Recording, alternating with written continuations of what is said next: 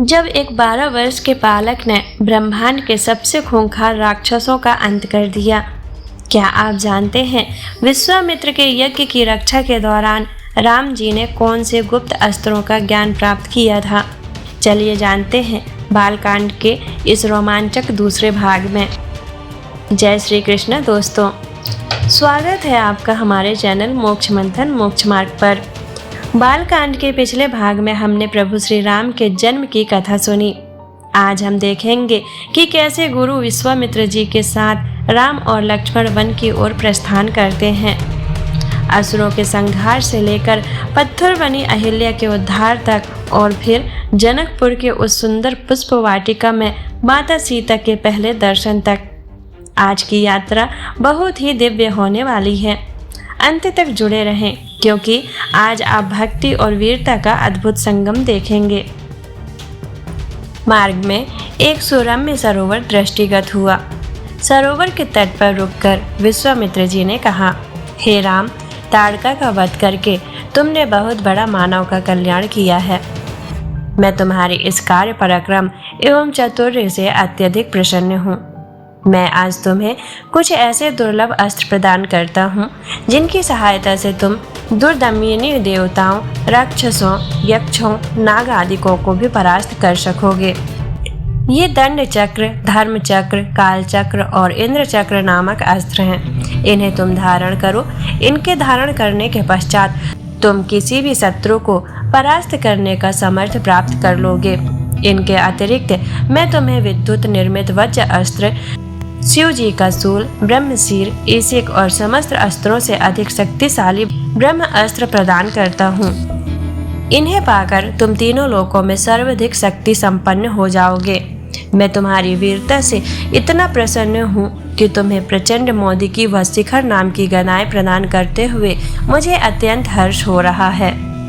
सब अस्त्र शस्त्र समर्पण करके मुनि प्रभु श्री राम जी को अपने आश्रम में ले आए और उन्हें परम हेतु जानकर भक्ति पूर्वक कंद, मूल और फल का भोजन कराया। सवेरे श्री रघुनाथ जी ने मुनि से कहा, आप जाकर निडर होकर यज्ञ कीजिए। यह सुनकर सब मुनि हवन करने लगे। श्री राम जी यज्ञ की रखवाली पर रहे। यह समाचार सुनकर मुनियों का शत्रु कोढ़ी राक्षस मरीच अपने सहायकों को लेकर दौड़ा। श्री राम जी ने बिना फल वाला बाण उसको मारा, जिससे वह 100 योजन की विस्तार वाले समुद्र के पार जा गिरा। फिर सुबाहु को अग्नि बाण मारा। इधर छोटे भाई लक्ष्मण जी ने राक्षसों की सेना का संहार कर डाला। इस प्रकार श्री राम जी ने राक्षसों को मारकर ब्राह्मणों को निर्भय कर दिया। तब सारे देवता और मुनि स्तुति करने लगे। श्री रघुनाथ जी ने वहां कुछ दिन और रहकर ब्राह्मणों पर दया की। भक्ति के कारण ब्राह्मणों ने उन्हें पुराणों की बहुत सी कथाएं कही, यद्यपि प्रभु सब जानते थे। तदंतर मुनि ने आदर पूर्वक समझाकर कहा, हे प्रभु, चलकर एक चरित्र देखिए। रघुकुल के स्वामी श्री रामचंद्र जी धनु से यज्ञ की बात सुनकर मुनि श्रेष्ठ विश्वामित्र जी के साथ प्रसन्न होकर चले। मार्ग में एक आश्रम दिखाई पड़ा। वहाँ पशु पक्षी कोई भी जीव जंतु नहीं था। पत्थर की एक शिला को देखकर प्रभु ने पूछा। तब मुनि ने विस्तार पूर्वक सब कथा कही। गौतम मुनि की स्त्री अहिल्या शापवश पत्थर की देह धारण किए बड़े धीरज से आपके चरण कमलों की धूलि चाहती है। हे रघुवीर, इस पर कृपा कीजिए। श्री राम जी के पवित्र और शोक को नाश करने वाले चरणों का स्पर्श पाते ही सचमुच वह तपोमूर्ति अहिल्या प्रकट हो गई। भक्तों को सुख देने वाले श्री रघुनाथ जी को देखकर वह हाथ जोड़कर सामने खड़ी रह गई। अत्यंत प्रेम के कारण वह अधीर हो गई। उसका शरीर पुलकित हो उठा। मुख से वचन कहने में भी नहीं आते थे। वह अत्यंत बड़भागिनी अहिल्या प्रभु के चरणों में लिपट गई और उसके दोनों नेत्रों से प्रेम और आनंद के आंसुओं की धारा बहने लगी। फिर उसने मन में धीरज धरकर प्रभु को पहचाना और श्री रघुनाथ जी की कृपा से भक्ति प्राप्त की। तब अत्यंत निर्मल वाणी से उसने इस प्रकार स्तुति प्रारंभ की। हे ज्ञान से जानने योग्य श्री रघुनाथ जी, आपकी जय हो। मैं अपवित्र स्त्री हूँ। और हे प्रभु, आप जगत को पवित्र करने वाले, भक्तों को सुख देने वाले और रावण के शत्रु हैं। हे कमल नयन, हे संसार के भय से छुड़ाने वाले, मैं आपकी शरण आई हूँ। मेरी रक्षा कीजिए मेरी प्रभु। मुनि ने जो मुझे शाप दिया सो बहुत ही अच्छा किया। मैं उससे अत्यंत अनुग्रह मानती हूँ कि जिसके कारण मैंने संसार से छुड़ाने वाले श्री हरि को नेत्र भरकर देखा। इसी को शंकर जी सबसे बड़ा लाभ समझते हैं। हे प्रभु, मैं बुद्धि की बड़ी भोली हूँ। मेरी एक विनती है। हे नाथ, मैं कोई और वर नहीं मांगती, केवल यही चाहती हूँ कि मेरा मन रूपी भौरा आपके चरण कमलों की रज के प्रेम रूपी रस का सदा पान करता रहे। जिन चरणों से परम पवित्र देव नदी गंगा जी प्रकट हुई, जिन्हें शिव जी ने सिर पर धारण किया और जिन चरण कमलों को ब्रह्मा जी पूजते हैं, कृपालु हरि ने उन्हीं को मेरे सिर पर रखा। इस प्रकार स्तुति करती हुई बार बार भगवान के चरणों में गिरकर जो मन को बहुत ही अच्छा लगा, उस वर को पाकर गौतम की स्त्री अहिल्या आनंद में भरी हुई पति लोक को चली गई।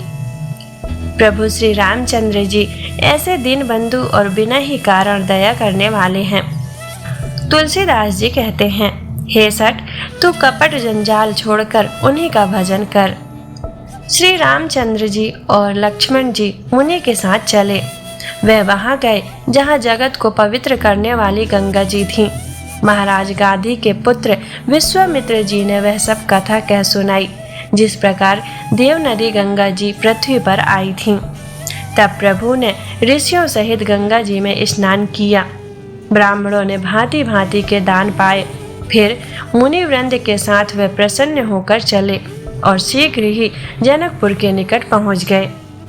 श्री राम जी ने जब जनकपुर की शोभा देखी, तब वह छोटे भाई लक्ष्मण सहित अत्यंत हर्षित हुए। वहां अनेकों बावलियां, कुएं, नदी और तालाब हैं, जिनमें अमृत के समान जल है और मड़ियों की सीढ़ियां बनी हुई हैं। मकरंद रस से मतवाले होकर भौरे सुंदर गुंजार कर रहे हैं। रंग बिरंगे बहुत से पक्षी मधुर शब्द कर रहे हैं। रंग रंग के कमल खिले हैं। सदा सब ऋतुओं में सुख देने वाला शीतल मंद सुगंध पवन बह रहा है। पुष्प वाटिका, बाग और वन, जिनमें बहुत सी पक्षियों का निवास है, फूलते फलते और सुंदर पत्तों से लदे हुए नगर के चारों ओर सुशोभित हैं। नगर की सुंदरता का वर्णन करते नहीं बनता। मन जहाँ जाता है वहीं लुभा जाता है। सुंदर बाजार हैं, मड़ियों से बने हुए विचित्र छज्जे हैं, मानो ब्रह्मा ने उन्हें अपने हाथों से बनाया है। कुबेर का सामान श्रेष्ठ धनी व्यापारी सब प्रकार की अनेक वस्तुएं लेकर दुकानों पर बैठे हैं। सुंदर चौराहे और सुहावनी गलियां सदा सुगंध से सींची रहती हैं। सबके घर मंगलमय हैं और उन पर चित्र गढ़े हुए हैं, जिन्हें मानो कामदेव रूपी चित्रकार ने अंकित किया है। नगर के सभी स्त्री पुरुष सुंदर, पवित्र, साधु स्वभाव वाले, धर्मात्मा, ज्ञानी और गुणवान हैं। जहाँ जनक जी का अत्यंत अनुपम निवास स्थान है, वहाँ के विलास को देखकर देवता भी थकित हो जाते हैं। राजमहल के परकोटे को देखकर चित्त चकित हो जाता है। ऐसा मालूम होता है मानो उसने समस्त लोकों की शोभा को रोक कर रखा है। उज्ज्वल महलों में अनेक प्रकार के सुंदर रीति से बने हुए मणि जटित सोने की जरी के पर्दे लगे हैं। सीता जी के रहने की सुंदर महल की शोभा का वर्णन किया ही कैसे जा सकता है। राजमहल के सब दरवाजे सुंदर हैं, जिनमें वज्र के किवाड़ लगे हैं। राजाओं, नटों, मगधों और भाटों की भीड़ लगी रहती है। घोड़ों और हाथियों के लिए बहुत बड़ी बड़ी घोड़शालें और गजशालाएं बनी हुई हैं, जो सब समय घोड़े, हाथी और रथों से भरी रहती हैं। बहुत से सूरवीर, मंत्री और सेनापति हैं। उन सब के घर भी राजमहल सरीके ही हैं। नगर के बाहर तालाब और नदी के निकट जहाँ तहाँ बहुत से राजा लोग उतरे हुए हैं। आमों का एक अनुपम बाग देखकर, जहाँ सब प्रकार के शोभिते थे और जो सब तरह से सुहावना था, विश्वामित्र जी ने कहा, हे सुजान रघुवीर, मेरा मन कहता है कि यही रहा जाए। कृपा के धाम श्री रामचंद्र जी बहुत अच्छा स्वामिन कहकर वहीं मुनियों के समूह के साथ ठहर गए। मिथिलापति जनक जी ने जब यह समाचार पाया कि महामुनि विश्वामित्र जी आए हैं, तब उन्होंने पवित्र हृदय से मंत्री, बहुत से योद्धा, श्रेष्ठ ब्राह्मण, गुरु और अपनी जाति के श्रेष्ठ लोगों को साथ लिया और इस प्रकार प्रसन्नता के साथ राजा मुनियों के स्वामी विश्वामित्र जी से मिलने चले। राजा ने मुनि के चरणों पर मस्तक रखकर प्रणाम किया। मुनियों के स्वामी विश्वामित्र जी ने प्रसन्न होकर आशीर्वाद दिया। फिर सारी ब्राह्मण मंडली को आदर सहित प्रणाम किया और अपना बड़ा भाग्य जानकर राजा आनंदित हुए। बार बार कुशल प्रश्न करके विश्वामित्र जी ने राजा को बैठाया। उसी समय दोनों भाई आ पहुँचे जो फुलवाड़ी देखने गए थे। सुकुमार किशोर अवस्था वाले श्याम और गोर वर्ण के दोनों कुमार नेत्रों को सुख देने वाले और सारे विश्व के चित्त को चुराने वाले हैं। जब रघुनाथ जी आए तब सभी उठकर खड़े हो गए। विश्वामित्र जी ने उनको अपने पास बैठा लिया। दोनों भाइयों को देखकर सभी सुखी हुए। सबके नेत्रों में जल भर आया और शरीर रोमांचित हो उठे। राम जी की मधुर मनोहर मूर्ति को देखकर जनक जी विशेष रूप से देह की शुद्ध बुद्ध से रहित हो गए। मन को प्रेम में मग्न जान राजा जनक ने विवेक का आश्रय लेकर धीरज धारण किया और मुनि के चरणों में सिर नवाकर प्रेम भरी गंभीर वाणी से कहा, हे नाथ, कहिए ये दोनों सुंदर बालक मुनि कुल के आभूषण हैं या किसी राजवंश के पालक, अथवा जिनका वेदों ने नीति कहकर गान किया है, कहीं वही ब्रह्मा तो युगल रूप धार कर नहीं आया है। मेरा मन जो स्वभाव से ही वैराग्य रूप है, इस तरह मुग्ध हो रहा है जैसे चंद्रमा को देखकर चकोर। हे प्रभु, इसीलिए मैं आपसे सत्य भाव से पूछता हूँ। हे नाथ, बताइए, छिपाव न कीजिए। इनको देखते ही अत्यंत प्रेम के वश होकर मेरे मन ने जबरदस्ती ब्रह्म सुख को त्याग दिया है। मुनि ने हंसकर कहा, हे राजन, आपने ठीक कहा, आपका वचन मिथ्या नहीं हो सकता। जगत में जहाँ तक कि प्राणी हैं, यह सभी को प्रिय हैं। मुनि के रहस्य भरी वाणी सुनकर श्री राम जी मन ही मन मुस्कुराते हैं, हंसकर मानो संकेत करते हैं कि रहस्य खोलिए नहीं। तब मुनि ने कहा, ये रघुकुल मणि महाराज दशरथ के पुत्र हैं। मेरे हित के लिए राजा ने इन्हें मेरे साथ भेजा है। ये राम और लक्ष्मण दोनों श्रेष्ठ भाई रूप, शील और बल के धाम हैं। सारा जगत इस बात का साक्षी है कि इन्होंने युद्ध में असुरों को जीतकर मेरे यज्ञ की रक्षा की है। राजा ने कहा, हे मुनि, आपके चरणों के दर्शन कर मैं अपना पुण्य प्रभाव कह नहीं सकता। यह सुंदर श्याम और गौर वर्ण के दोनों भाई आनंद को भी आनंद देने वाले हैं। इनकी आपस की प्रीति बड़ी पवित्र और सुहावनी है। वह मन को बहुत भाती है, पर वाणी कही नहीं जा सकती। जनक जी आनंदित होकर कहते हैं, हे नाथ, सुनिए, ब्रह्म और जीव की तरह इनमें स्वाभाविक प्रेम है। राजा बार बार प्रभु को देखते हैं, दृष्टि वहां से हटना ही नहीं चाहती। प्रेम से शरीर पुलकित हो रहा है और हृदय में बड़ा उत्साह है। फिर मुनि की प्रशंसा करके और उनके चरणों में सिर नवाकर राजा उन्हें नगर में लेवा चले। एक सुंदर महल जो सब समय सभी ऋतुओं में सुखदायक था, वहां राजा ने उन्हें ले जाकर ठहराया। तदंतर सब प्रकार से पूजा और सेवा करके राजा विदा मांगकर अपने घर गए। रघुकुल के शिरोमणि प्रभु श्री रामचंद्र जी ऋषियों के साथ भोजन और विश्राम करके भाई लक्ष्मण समेत बैठे। उस समय पहर भर दिन रह गया था। लक्ष्मण जी के हृदय में विशेष लालसा है कि जाकर जनकपुर देखावे, परंतु प्रभु श्री रामचंद्र जी का डर है और फिर मुनि से भी सकुचाते हैं, इसीलिए प्रगट में कुछ नहीं कहते, मन ही मन मुस्कुरा रहे हैं। अंतर्यामी श्री रामचंद्र जी ने छोटे भाई के मन की दशा जान ली। तब उनके हृदय में भक्त वत्सलता उमड़ आई। वे गुरु की आज्ञा पाकर बहुत ही विनय के साथ सकुचाते हुए मुस्कुराकर बोले, हे नाथ, लक्ष्मण नगर देखना चाहते हैं, किंतु प्रभु आपके डर और संकोच के कारण स्पष्ट नहीं कहते। यदि आपकी आज्ञा पाऊं तो मैं इनको नगर दिखाकर तुरंत ही ले आऊं। यह सुनकर मुनीश्वर विश्वामित्र जी ने प्रेम सहित वचन कहे, हे राम, तुम नीति की रक्षा कैसे न करोगे। हे तात, तुम धर्म की मर्यादा का पालन करने वाले और प्रेम के वशीभूत होकर सेवकों को सुख देने वाले हो। सुख के निधान दोनों भाई जाकर नगर देखाओ।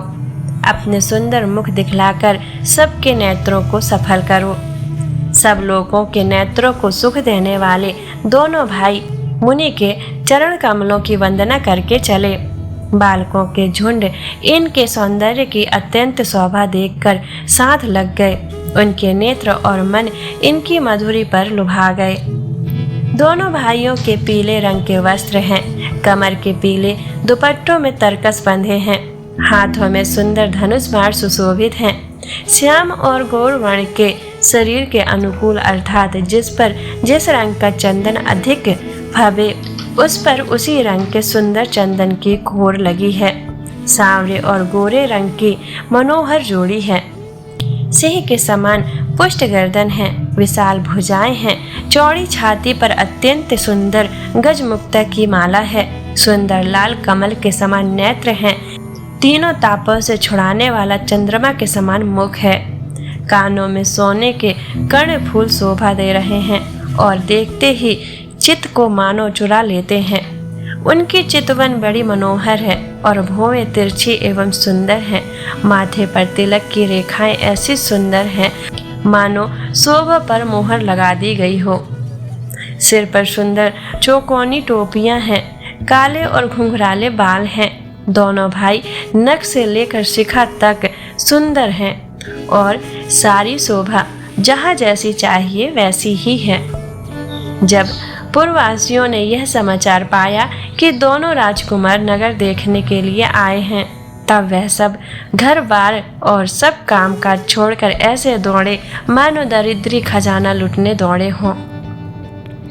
स्वभाव से ही सुंदर दोनों भाइयों को देखकर वह लोग नेत्रों का फल पाकर सुखी हो रहे हैं। युवतियां, स्त्रियां घर के झरोखों से लगी हुई प्रेम सहित श्री रामचंद्र जी के रूप को देख रही हैं। वह आपस में बड़े प्रेम से बातें कर रही हैं।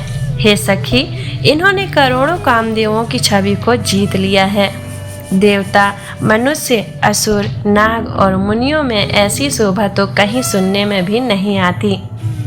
भगवान विष्णु के 4 भुजाएं हैं, ब्रह्मा जी के 4 मुख हैं, शिव जी का विकट भयानक वेश है और उनके 5 मुंह हैं। हे सखी, दूसरा देवता भी कोई ऐसा नहीं है जिसके साथ इस छवि की उपमा दी जाए। इनकी किशोर अवस्था है। यह सुंदरता के घर सांवले और गोरे रंग के तथा सुख के धाम है। इनके अंग अंग पर करोड़ों अरबों कामदेवों को निछावर कर देना चाहिए। हे सखी, कहो तो ऐसा कौन सा शरीरधारी होगा जो इस रूप को देखकर मोहित ना हो जाए। अर्थात यह रूप जड़ चेतन सबको मोहित करने वाला है।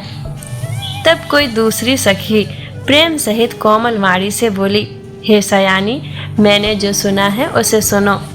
ये दोनों राजकुमार महाराज दशरथ जी के पुत्र हैं। बाल राजहंसों का यह सुंदर जोड़ा है। ये मुनि विश्वामित्र जी के यज्ञ की रक्षा करने वाले हैं। इन्होंने युद्ध के मैदान में राक्षसों को मारा है।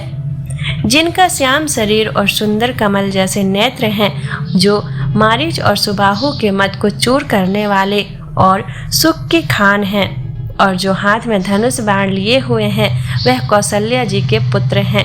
इनका नाम राम है। जिनका रंग गोरा और किशोर अवस्था है और जो सुंदर वेश बनाए और हाथ में धनुष बाण लिए हैं, श्री रामचंद्र जी के पीछे पीछे चल रहे हैं, वह इनके छोटे भाई हैं। उनका नाम लक्ष्मण है। हे सखी, सुनो, उनकी माता सुमित्रा है।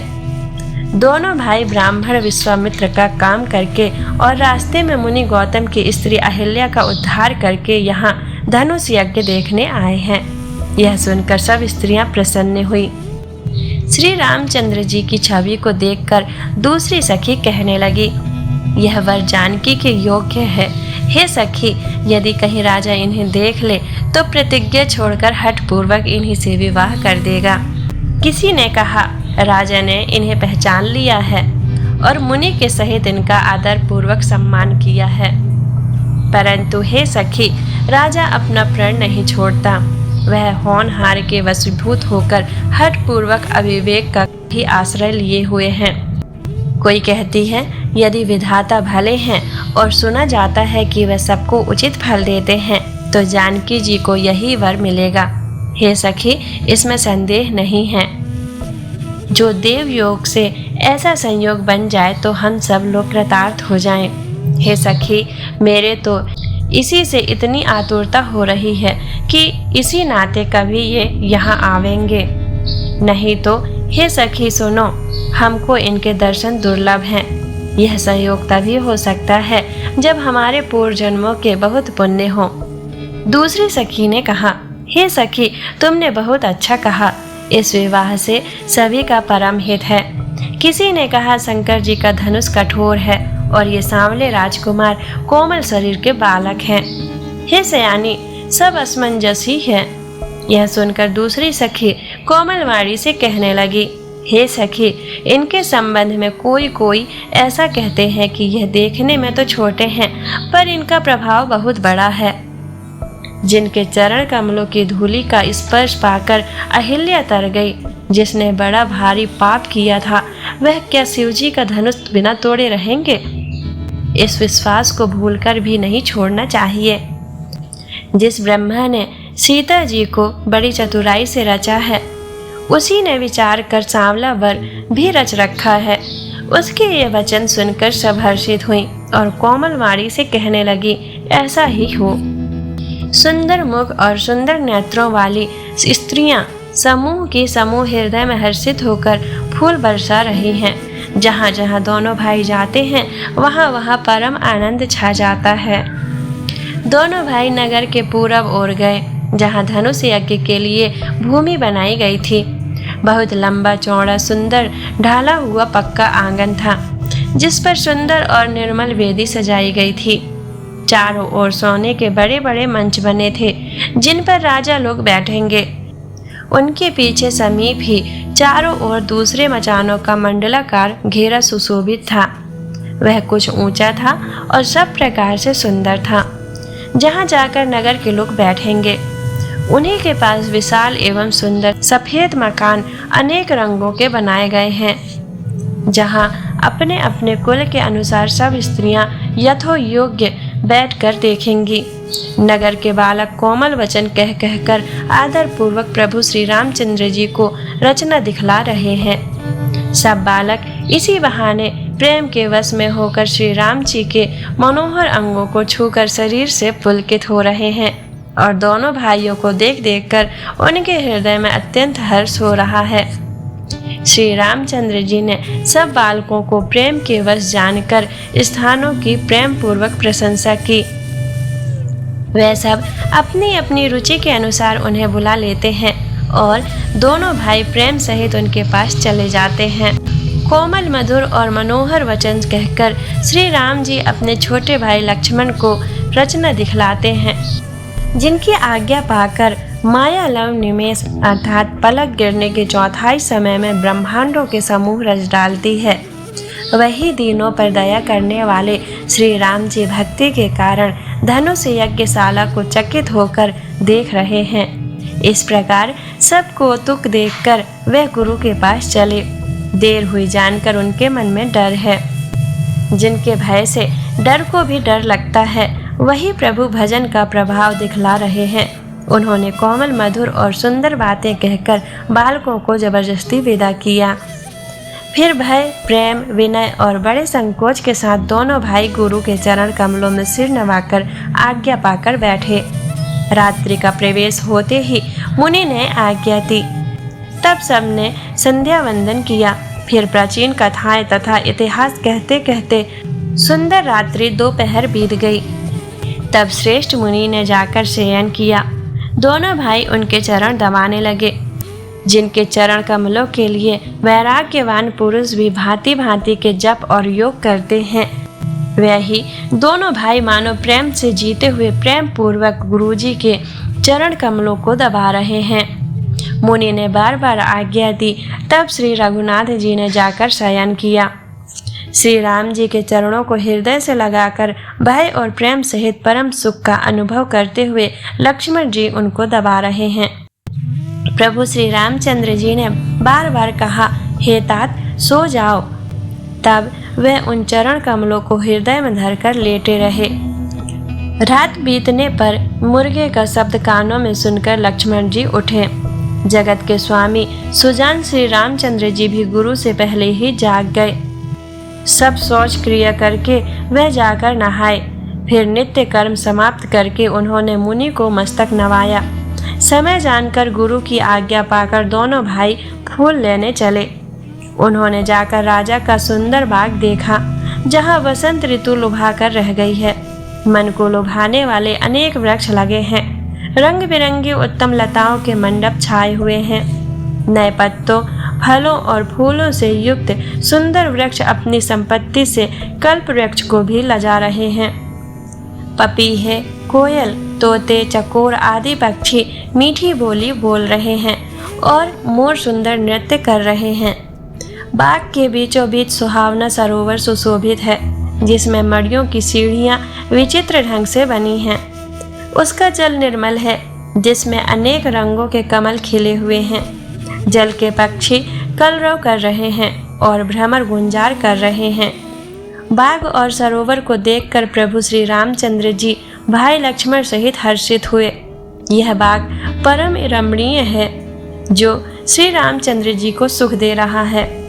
चारों ओर दृष्टि डालकर और मालियों से पूछकर वह प्रसन्न मन से पत्र पुष्प लेने लगे। उसी समय सीता जी वहां आई। माता ने उन्हें पार्वती जी की पूजा करने के लिए भेजा था। साथ में सब सुंदरी और सयानी सखियां हैं, जो मनोहर वाणी से गीत गा रही हैं। सरोवर के पास गिरजा जी का मंदिर सुशोभित है, जिसका वर्णन नहीं किया जा सकता। देखकर मन मोहित हो जाता है। सखियां सहित सरोवर में स्नान करके सीता जी प्रसन्न मन से गिरजा जी के मंदिर में गईं।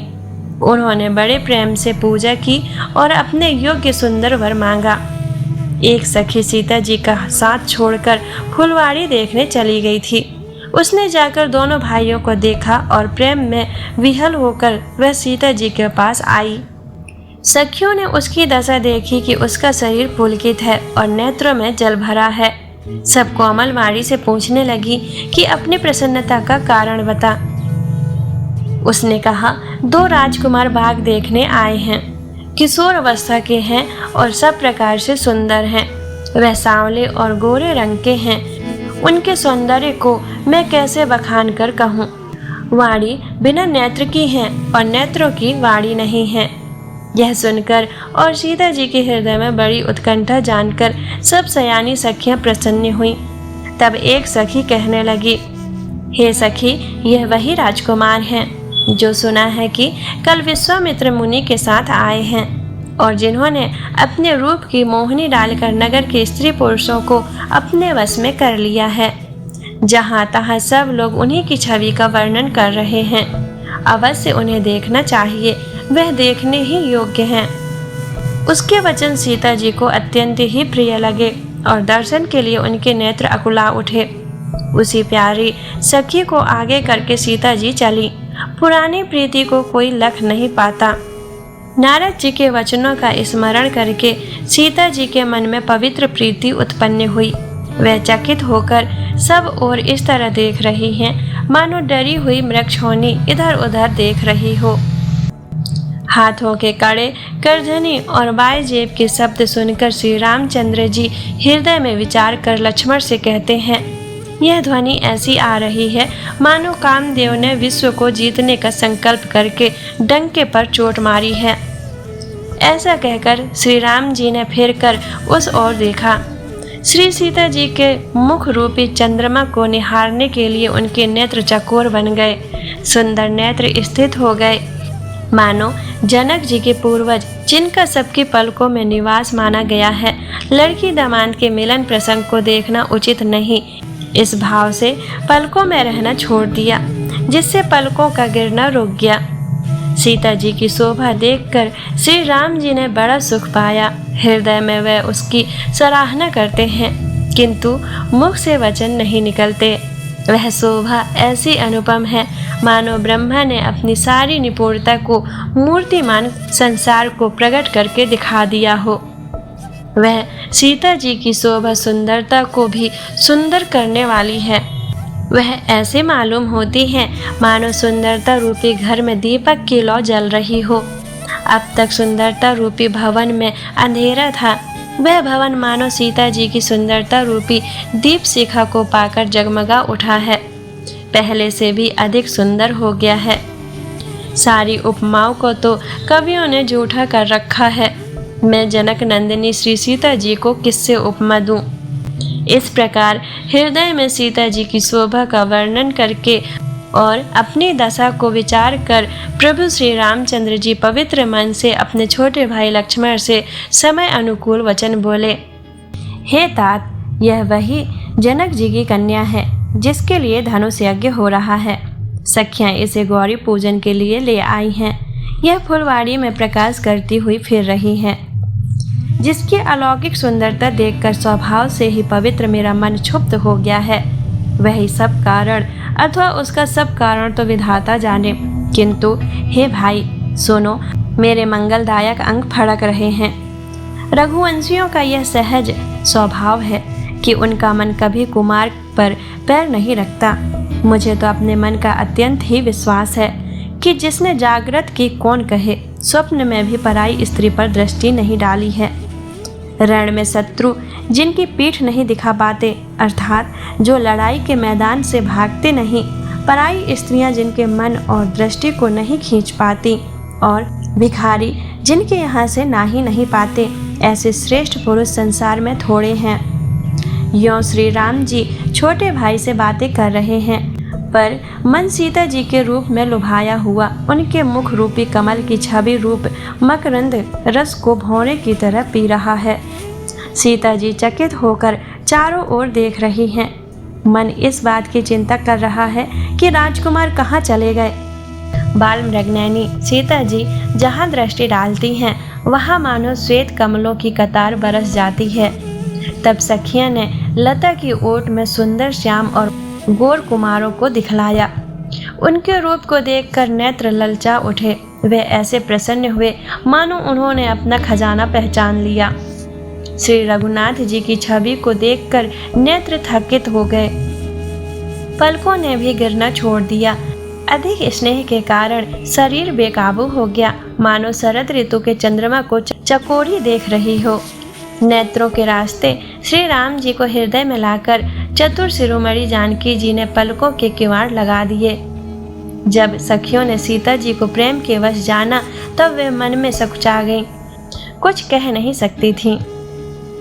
उसी समय दोनों भाई लता मंडप में से प्रकट हुए, मानो दो निर्मल चंद्रमा बादलों के पर्दे को हटाकर निकले हों। दोनों सुंदर भाई शोभा की सीमा है। उनके शरीर की आभा नीले और पीले कमल की सी है। सिर पर सुंदर मोर पंख सुशोभित है। उनके बीच बीच में फूलों की कलियों के गुच्छे लगे हैं। माथे पर तिलक और पसीने की बूंदें शोभायमान हैं। कानों में सुंदर भूषणों की छवि छाई है। टेढ़ी भौवें और घुंघराले बाल हैं। नए लाल कमल के समान रत्नारे लाल नेत्र हैं। ठोड़ी नाक और गाल बड़े सुंदर हैं और हंसी की शोभा मन को मोल लिए लेती है। मुख की छवि तो मुझसे कही ही नहीं जाती, जिसे देखकर बहुत से कामदेव लजा जाते हैं। वक्ष स्थल पर मणियों की माला है। शंख के सदृश सुंदर गला है। कामदेव के हाथी के बच्चे की सूंड के समान भुजाएं हैं, जो बल की सीमा है। जिसके बाएं हाथ में फूलों सहित दोना है। हे सखी, वह सांवला कुंवर तो बहुत ही सलोना है।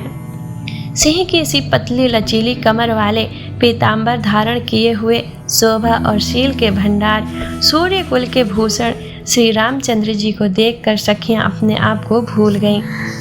एक चतुर सखी धीरज धरकर हाथ पकड़कर सीता जी से बोली, गिरजा जी का ध्यान फिर कर लेना, इस समय राजकुमार को क्यों नहीं देख लेती। तब सीता जी ने सकुचाकर नेत्र खोले और रघुकुल के दोनों सिंहों को अपने सामने देखा।